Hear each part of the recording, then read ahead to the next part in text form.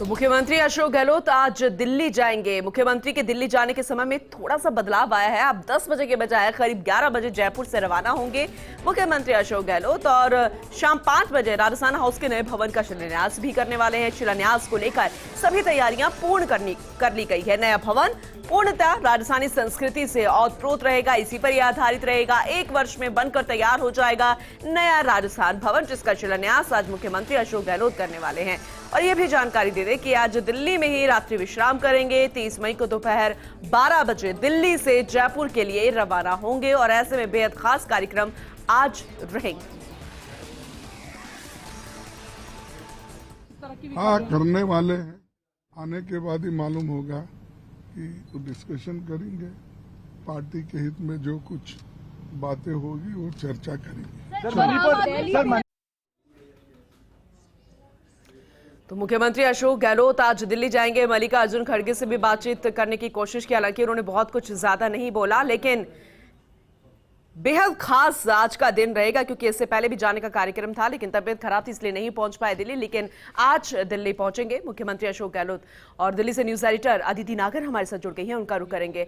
अदिति, आज वैसे देखा जाए तो हर किसी की नजरें इसे दौरे पर है मुख्यमंत्री अशोक गहलोत की, क्योंकि बेहद ये खास दौरा है। हालांकि एक सरकारी शिलान्यास भी है, लेकिन अगर इसके इतर देखें तो बेहद मुलाकातों का दौर रहने वाला है। मुलाकातें हैं तो चर्चाएं भी होंगी और सचिन पायलट का नाम भी आएगा और उस अल्टीमेटम का भी जिक्र होगा। दीदी, एक बार फिर इस उम्मीद के साथ, वैसे पूनम पिछली बार इसलिए नहीं आ पाई थी क्योंकि राहुल गांधी की अनअवेलेबिलिटी के चलते वो बैठक स्थगित कर दी गई और अब ये बैठक अगर महत्वपूर्ण है और कितनी महत्वपूर्ण है वो एक लाइन से इस बात से पता लगा जा सकता है कि जो 2023 के दिसंबर में चुनाव होने हैं, उस चुनाव में कांग्रेस किस दिशा में जाने वाली है वो आज की बैठक तय कर सकती है। वजह कि जो टेढ़े नाराज चल रहे हैं सचिन पायलट, क्या वो अब पार्टी के साथ चलेंगे, ये आज रात या अगले 2 दिनों में इसका फैसला होगा। और फैसला अगर पार्टी के हित में होता है तो बात कुछ और होगी,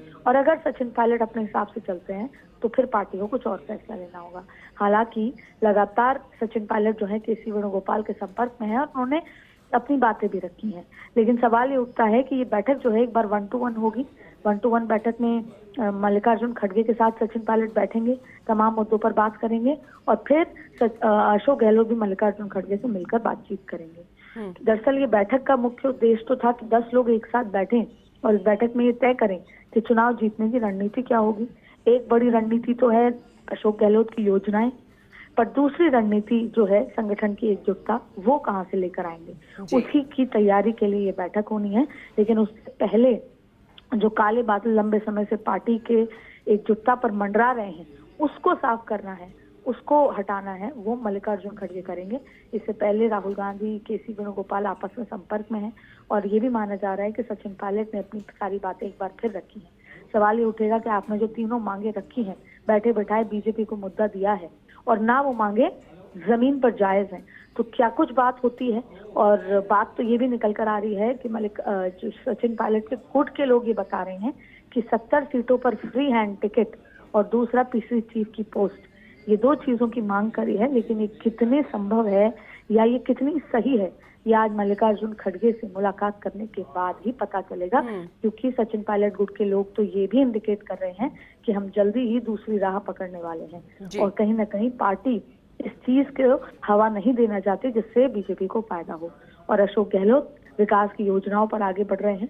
एकजुटता पर क्या कुछ होता है वो आज मल्लिकार्जुन खड़गे से मुलाकात करके बातचीत होगी। बिल्कुल सही कहा आपने अदिति, बहुत बहुत शुक्रिया तमाम जानकारी देने के लिए।